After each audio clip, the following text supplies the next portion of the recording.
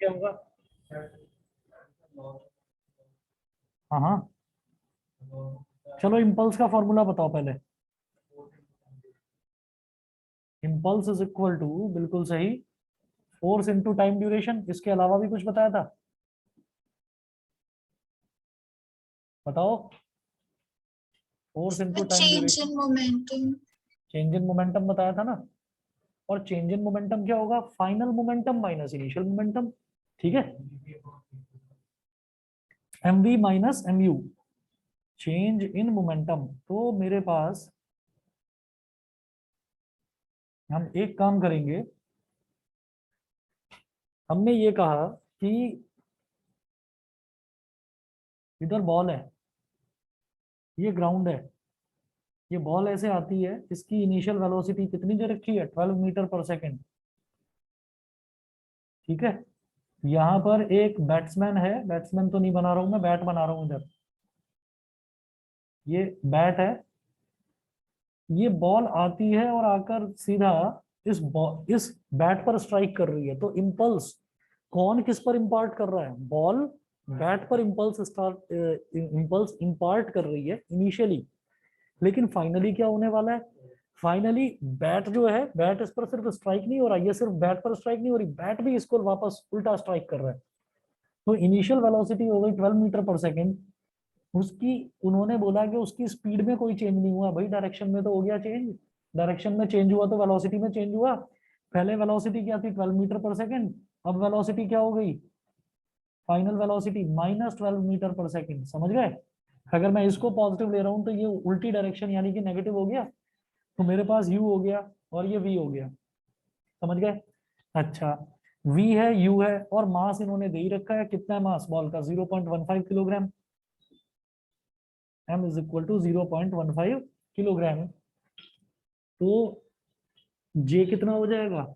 j मतलब impulse, j कितना हो जाएगा? m v minus m u। m निकाल लो कॉमन, ब्रैकेट में क्या बचा? v minus u। तो m कितना है? 0.15। फाइनल वेलोसिटी v कितनी है? -12, माइनस इनिशियल वेलोसिटी कितनी है? माइनस इनिशियल वेलोसिटी 12 है, तो -12 समझ में आ गया? ठीक है। अच्छा, नेगेटिव में भी रिजल्ट आया तो घबराने की जरूरत नहीं है, बताता हूँ अभी उसका मतलब क्या होगा। 0.15 इंटू माइनस का 24, पॉइंट गया तो नीचे आ गया 100। ठीक है, अब क्या करें? 100 को ऐसे ही रहने दो। 15 ये माइनस है, 15 4 जा 60, 6 कैरी आ गया, 15 2 जा 30 और 6 36 अपॉन 100। एक जीरो से एक जीरो कट गया, ये हो गया -3.6। यूनिट बताएंगे इसकी क्या होती है? केजी मीटर पर सेकेंड। किलोग्राम मीटर पर सेकंड। तो -3.6 किलोग्राम मीटर पर सेकंड। ठीक है, अब क्या लिखेंगे कि इनिशियली तो बॉल जो है ना, बॉलर ने बॉल फेंकी तो इनिशियली मोशन में क्या था? इनिशियली मोशन में बॉल थी। तो बॉल आकर स्ट्राइक कर रही है, तो बॉल इंपल्स देने वाली थी बैट को। उसे क्या पता था कि बैट भी उल्टा घुमाकर लगा देगा मेरे को एक। ठीक है, तो क्या हुआ? नेगेटिव साइन इंडिकेट्स दैट, लिखे यहाँ पर, नेगेटिव साइन इंडिकेट्स दैट, जो काम सीधा हो रहा था वो सीधा होते होते उल्टा हो गया, बॉल इधर जा रही थी वो इधर जाने लगी। तो negative sign indicates that impulse is being imparted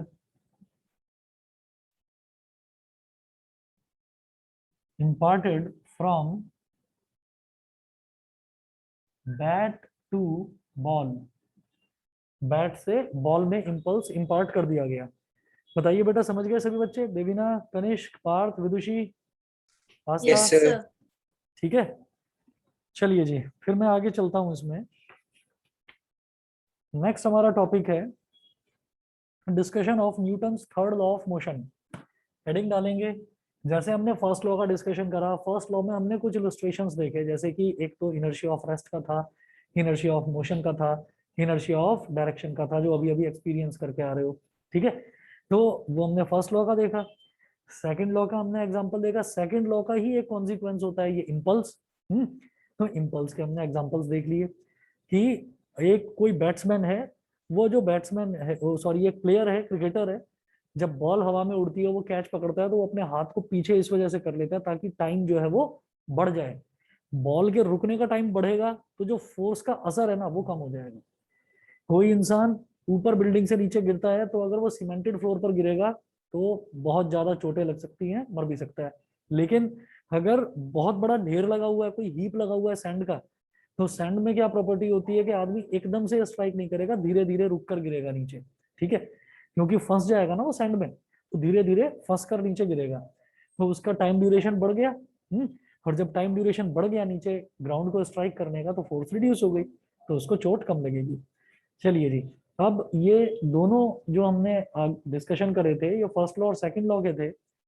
अब नोट करेंगे discussion of third law of motion.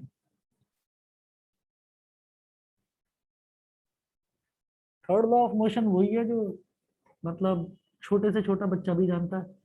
ठीक है ना, स्कूल में लड़ाई हो जाती है कि मैम मेरा तो रिएक्शन था, मेरा एक्शन थोड़ी था, शुरुआत तो इसने करी थी। ठीक है, तो वो थर्ड लॉ तो सबको पता है। खैर, क्या क्या होता है उसमें, नोट करें डिस्कशन ऑफ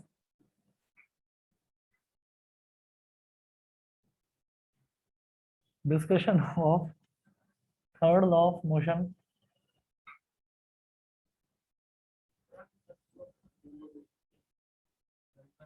बताओ। हाँ जी, कैपिटल जी भेज देंगे, इसी में से है। क्या ना ना, जे, जे प्रॉपर, ये इसका मतलब ऐसी एज्यूम्ड टर्म नहीं है, जे ही रहेगा। जो स्मॉल जे है ना, स्मॉल जे यूज करा जाता है करंट डेंसिटी के लिए, वो 12th क्लास में पढ़ोगे, तो वो स्मॉल जे ही रहेगा, ये कैपिटल जे ही रहेगा। ठीक है, चलिए जी नोट करें, to every action there is always an equal and opposite reaction.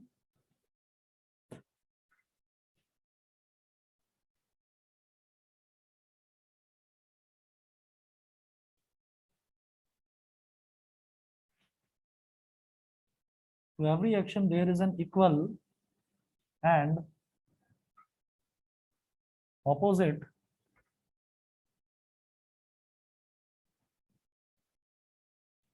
to every action there is an equal and opposite reaction। ये हो गया। अब नोट करें आप इसमें आगे,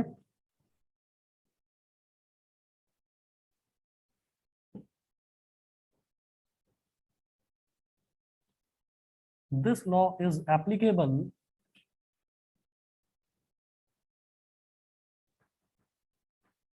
this law is applicable irrespective of the nature of the forces, irrespective of the nature of the forces।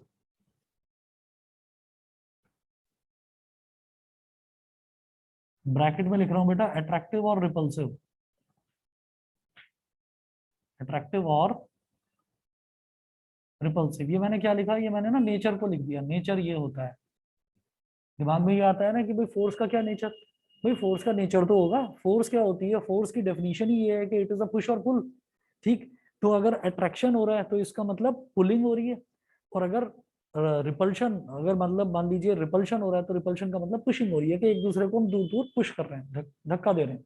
ठीक है, तो आप ये देखिएगा कि अगर एक बॉडी दूसरी बॉडी को रिपेल करती है तो दूसरी बॉडी भी पहली बॉडी को रिपेल करेगी। एक बॉडी दूसरी बॉडी को अट्रैक्ट करती है तो दूसरी बॉडी भी पहली बॉडी को अट्रैक्ट करेगी। ठीक, तो irrespective of the nature of forces, दोनों तरीके के फोर्सेस पर ये एप्लीकेबल है। अगला लिखें, action and reaction always act on different bodies.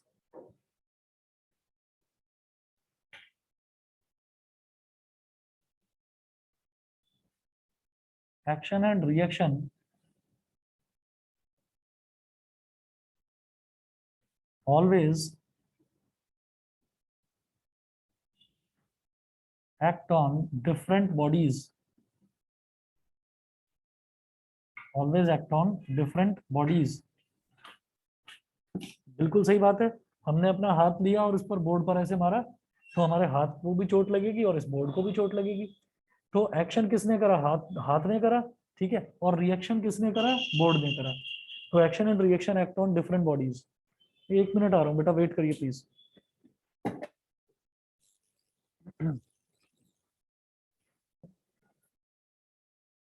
Next example है व्हाइल वॉकिंग। ये जो वॉकिंग है ये भी न्यूटन के थर्ड लॉ ऑफ मोशन का एग्जांपल है।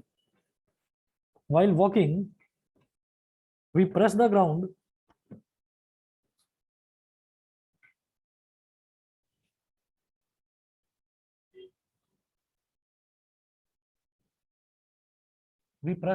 ब्रैकेट में लिखिएगा action,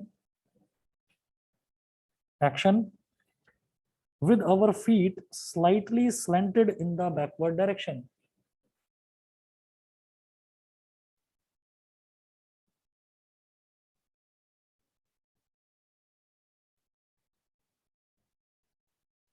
With our feet slightly slanted in the backward direction.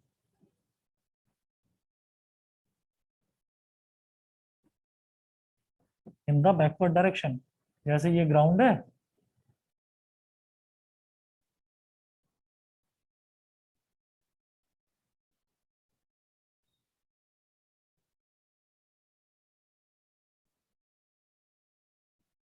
ये हमारा फीट है। तो हम चलेंगे कैसे? जब थोड़ा सा उसको स्लैंट करके रखेंगे, पैर को थोड़ा सा स्लैंट करके रखेंगे और ऐसे पीछे की तरफ हम पुश करते हैं। तो बेसिकली हम क्या कर रहे हैं, हम अर्थ को पीछे की तरफ पुश कर रहे हैं और बदले में अर्थ हमें आगे की तरफ पुश कर रही है। ठीक है, आप खड़े हुए नीचे जोर लगाए जाओ, आप खड़े हुए नीचे जमीन पर जोर लगाए जाओ, क्या आप चल पाओगे? नहीं चल पाओगे, क्योंकि आपको अपने पैर को, आपका पैर बिल्कुल ऐसे स्ट्रेट है, आप स्ट्रेट ऐसे दबाए जाओ जमीन को कितना भी, तो आप क्या सोच रहे हो कि आप दबाओगे तो क्या ऊपर कूद जाओगे? है ना? तो वो फोर्स उतनी तो नहीं है हमारे पास। लेकिन हाँ, जंपिंग भी उसी का एग्जांपल है कि जब हम जंप करते हैं तो बेसिकली हम ग्राउंड को प्रेस करते हैं नीचे और ग्राउंड से हमको रिएक्शन मिलता है तो हम ऊपर की तरफ कूदते हैं। ठीक है, ऐसे ही जब हम चलते हैं तो हम अपने पैर से जमीन को पीछे की तरफ एट एन एंगल पुश करते हैं, तो वो भी एट एन एंगल हमको आगे की तरफ पुश कर देती है। दोनों फोर्सेस बैलेंस नहीं होती। इसमें क्या है, क्या होता है कि ये डिपेंड करता है कि हमारा एक्शन ज्यादा है या रिएक्शन ज्यादा है। हमारा एक्शन ज्यादा है या रिएक्शन ज्यादा है, तो हम ये कहेंगे कि यहाँ पर जो एक्शन है वो रिएक्शन के बराबर ही है। अगर मान लीजिए हमने कहा अलग अलग केसेस हैं, एक्शन और रिएक्शन के अलग अलग केसेस हैं, वो बताता हूं अभी। जैसे मान लीजिए कि एक घोड़ा है और एक गाड़ी है, हॉर्स कार्ट प्रॉब्लम पढ़ेंगे अभी इसको। एक घोड़ा है और एक गाड़ी है, तो घोड़ा गाड़ी पर फोर्स लगा रहा है, घोड़ा बंधा हुआ है, रस्सी वगैरह से वो बंधा हुआ है और पीछे उसके गाड़ी बंधी हुई है। तो घोड़ा जब उस गाड़ी पर फोर्स लगा रहा है तो गाड़ी भी तो घोड़े पर फोर्स लगाएगी। समझ रहे हैं? जब घोड़ा गाड़ी पर फोर्स लगा रहा है तो गाड़ी भी तो घोड़े पर फोर्स लगाएगी, तो उसको तो चलना ही नहीं चाहिए था, वहीं रुक जाना चाहिए था। घोड़ा जो फोर्स लगा रहा है उस पर, गाड़ी पर, गाड़ी बदले में जो फोर्स लगा रही है, घोड़े की फोर्स गाड़ी की फोर्स से ज्यादा है। इस वजह से घोड़े की डायरेक्शन में घोड़ा और गाड़ी दोनों के दोनों मूव करना शुरू हो जाते हैं। ठीक है, और इसका एक्सेलरेशन निकालने के लिए एग्जाम में आता है हॉर्स कार्ट प्रॉब्लम ना, इक्वल नहीं होती। इक्वल हम अगर घोड़े की और ग्राउंड की बात करें तो वो इक्वल हो जाएगी कि घोड़ा जितनी तेजी से पैर ग्राउंड पर मारेगा उतनी ही तेजी से उसको रिएक्शन मिलेगा, उतनी तेज वो दौड़ेगा। हम दौड़ रहे हैं अगर, तो हम जितनी तेजी से पैर ग्राउंड पर मारेंगे तो उतनी ही तेजी से हमको रिएक्शन मिलेगा, उतनी तेजी से हम आगे दौड़ेंगे। नहीं समझे? कहाँ उतनी हमको रिएक्शन मिल गया, उतना हमको रिएक्शन मिल गया। तो मैं ये कह रहा हूँ कि ये चीज तो, ये तो इस चीज में हो गया, लेकिन हर केस में ऐसा नहीं होता। किसी किसी केस में एक्शन ज्यादा और रिएक्शन कम होता है।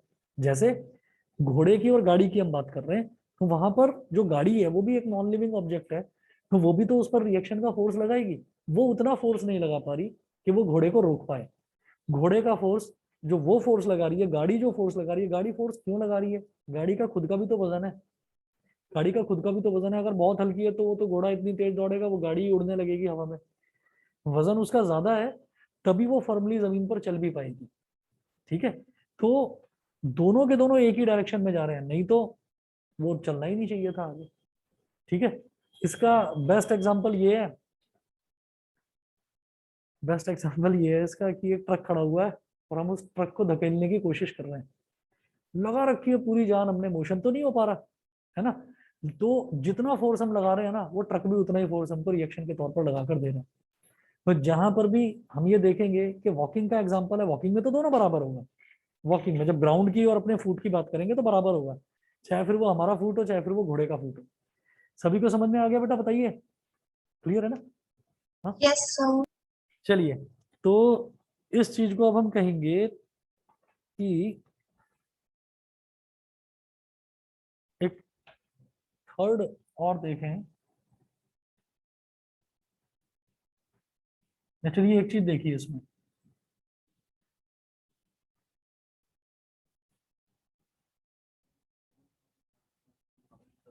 क्या?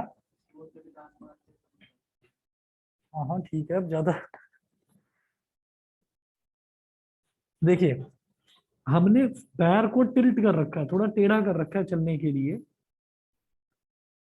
तो जो ग्राउंड से रिएक्शन है वो भी टेढ़ा ही मिलेगा, मतलब एट एन एंगल ही मिलेगा। अगर पैर हमारा एक एंगल बना रहा है ना, ये जो पैर है, अगर ये ग्राउंड के साथ में एक एंगल बना रहा है थीटा, तो उतना ही एंगल जो रिएक्शन फोर्स है वो भी उतना ही एंगल लगाएगी आर।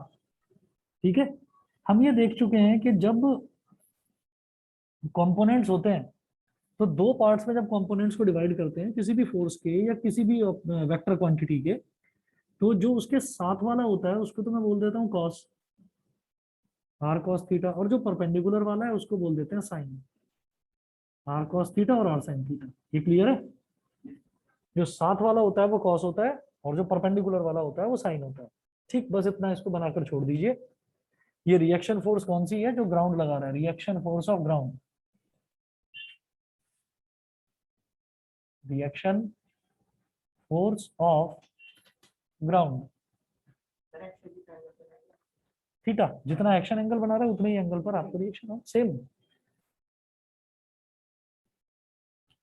एक और एग्जांपल देखो,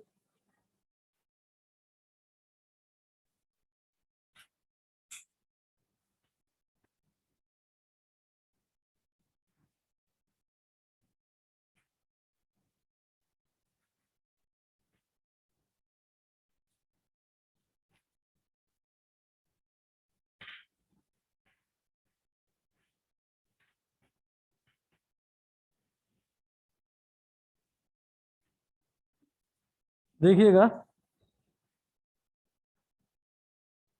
it is difficult to walk on a slippery ground और sand. It is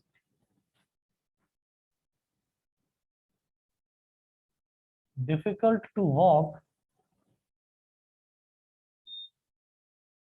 on a slippery ground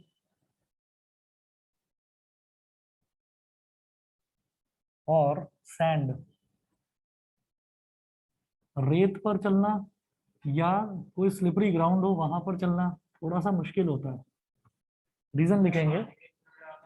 हाँ, पानी में कैसे चलोगे? हाँ, तो वो तो दिक्कत होगी वहां पर, क्योंकि वाटर भी तो अपना एक रेसिस्टेंस फोर्स लगाएगा।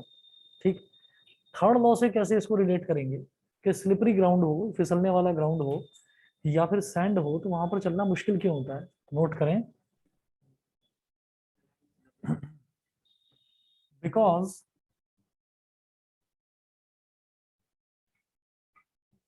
we are unable to push such a ground hard, such a ground hard. As a result,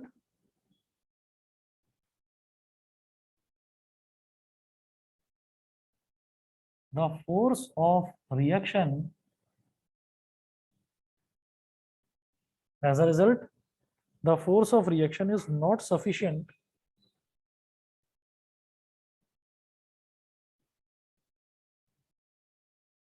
is not sufficient to move us forward। वो रिएक्शन की फोर्स मेरे को उतनी मिल ही नहीं पाती कि हम प्रॉपरली आगे मूव कर पाए, तो इसलिए हम धीरे धीरे धीरे धीरे चल पाते हैं, वहां पर तेजी से नहीं चल पाएंगे। ठीक है, क्योंकि स्लिपरी ग्राउंड है तो मैं उसको बहुत तेजी से बहुत हार्डली मैं उसको प्रेस नहीं कर सकता।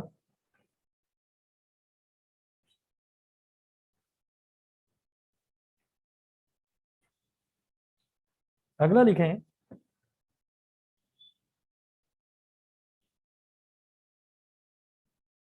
while swimming,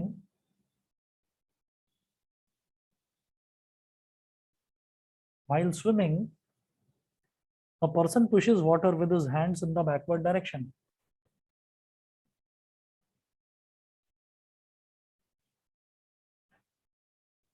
A person pushes water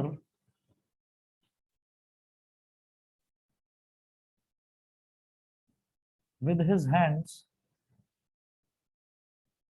in the backward direction.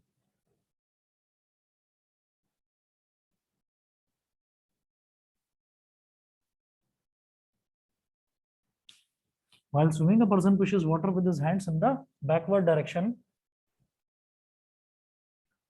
और ब्रैकेट में लिखिए action, action.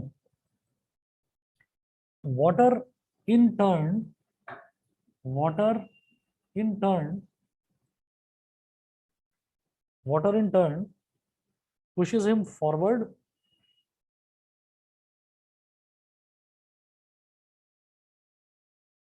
pushes him forward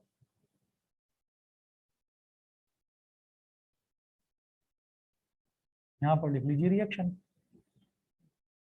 ठीक है, हम स्विमिंग कर रहे हैं तो स्विमिंग करते हुए कोई भी स्विमिंग करता है तो वो पानी को पीछे की तरफ पुश करता है, पानी क्या करता है, इन टर्न पानी उसको आगे की तरफ पुश कर देता है, तो हो जाती है स्विमिंग। ठीक है, अच्छा, और देखें, rotatory lawn sprinkler.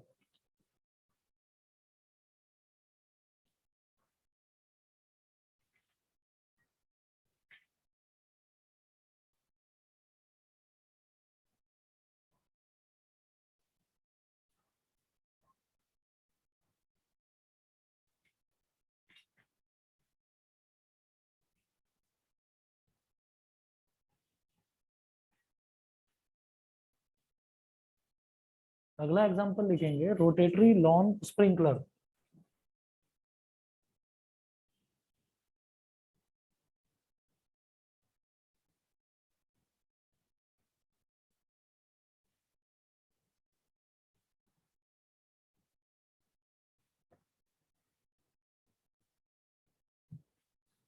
Rotatory lawn sprinkler,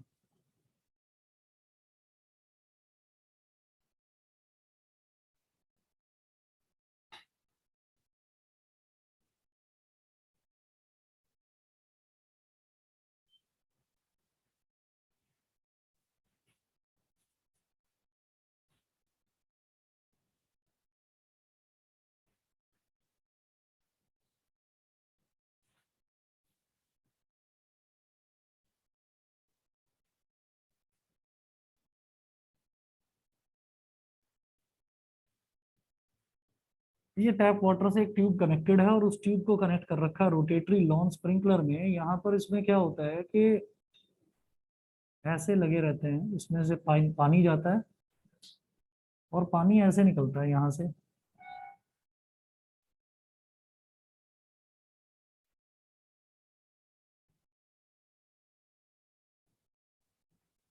opposite faced होते हैं ये।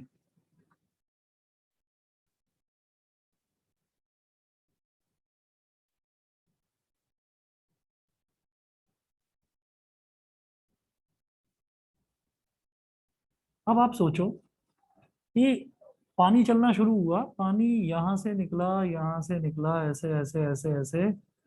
अब चारों इसकी आर्म्स में डिवाइड हो गया, यहाँ, यहाँ, यहाँ और यहाँ। तो ऐसा नहीं है कि किसी भी डायरेक्शन में घूमना शुरू कर जाएगा, एक प्रॉपर डायरेक्शन होगी। कैसे, पानी निकला यहाँ से बाहर, तो यहाँ से बाहर निकल रहा है तो पानी का फोर्स बाहर की तरफ लग रहा है, तो पानी भी तो फोर्स वापस अंदर की तरफ लगाएगा। तो एक फोर्स लगेगा यहाँ। हाँ, अरे वो तो अलग चीज है, वो अलग चीज है, ये अलग चीज है। वो तो तुम वो बता रहे हो ना, वो जो ऐसे ऐसे ऐसे ऐसे करता रहता है, वो अलग चीज है। अच्छा, ऐसे ही जब यहाँ से पानी निकलेगा बाहर तो एक रिएक्शन फोर्स इस डायरेक्शन में लगेगी, ऐसे ही जब यहाँ से पानी निकलेगा बाहर तो रिएक्शन फोर्स इस डायरेक्शन में, जब यहाँ से पानी निकलेगा बाहर तो रिएक्शन फोर्स इस डायरेक्शन में। इन चारों फोर्सेस को अगर ऐसे आप कंबाइन करोगे रिएक्शन फोर्स को, तो ये आपका एंटी क्लॉकवाइज घूमेगा, ठीक है, एंटी क्लॉकवाइज घूमेगा, और जहाँ पे पूरा बगीचा है पूरे बगीचे में पानी पानी पानी पानी हो जाएगा, ठीक है। वो जो ऊपर दे रखा होता है ना, वो जो एक नोजल सी दे रखी होती है, वो नोजल टुकड़ों में घूमती है, एक बार इधर एक बार इधर एक बार इधर एक बार इधर, वो अलग चीज है, वो अलग चीज है। ये आपका रोटेटरी वाटर स्प्रिंकलर है। इसमें दुनिया की किसी मोटर की जरूरत नहीं पड़ती, कोई मोटर की जरूरत नहीं पड़ती, वो उसमें मोटर की जरूरत पड़ती है, जो आप बता रहे हो छोटी मोटर लगी रहती है उसमें। तो यहाँ कोई मोटर की जरूरत नहीं है, कोई इलेक्ट्रिसिटी की जरूरत नहीं है, सिर्फ पानी जाएगा और पानी ही एक्शन और रिएक्शन यानी कि न्यूटन का थर्ड लॉ यूज करके पानी ऐसे ऐसे सारे में स्प्रे होना शुरू हो जाएगा, ठीक है। बेटा आज इतना ही करते हैं, नेक्स्ट हमारा है हॉर्स एंड कार्ट प्रॉब्लम, वो मैं कल करूंगा। और कल आपकी क्लास मैं 2:30 पर रख लूं, 2:30, 2:30, कोई प्रॉब्लम तो नहीं? स्कूल होता है। हाँ हाँ, स्कूल ऑफलाइन भी होता आ है सकते हो, 2:30 आ सकते हैं बेटा, 2:30 कोई प्रॉब्लम तो नहीं? सर, स्कूल पे होते हैं। अच्छा, किस टाइम तक फ्री हो जाओगे? सर 4। मेरे को बता देना एक बार कि किस टाइम फ्री हो जाओगे, मैं उसी हिसाब से रख लूंगा, या तो 2:30 या फिर 9 PM, दोनों में से सर कोई एक 9 टाइम रख। PM, 9 PM बेटर हाँ हाँ हाँ, वो तो मुझे पता है, मैं इसीलिए कह रहा हूँ 2:30, 2:30 वाली तो ऑफलाइन और ऑफलाइन दोनों, और जो 9 वाली अगर मैं लूंगा तो वो आपकी सिर्फ ऑनलाइन, ठीक है। अगर चाहे उसमें भी ऑफलाइन आना तो आ सकते हो, कोई प्रॉब्लम नहीं है, ठीक है। कोई बात नहीं, कोई बात नहीं, मैं इसीलिए तो कह रहा था कि थोड़ा जल्दी कर लूँ, मैं इसीलिए कह रहा था 2:30 अगर आना चाहें तो आ सकते हैं, ठीक है। तो ले लूंगा भाई, टेस्ट ले लूंगा, पहले सिलेबस तो हो जाए, ठीक है। चलिए जी, ठीक है बेटा, फिर आज के लिए इतना ही करते हैं। Thank you, sir. ओके।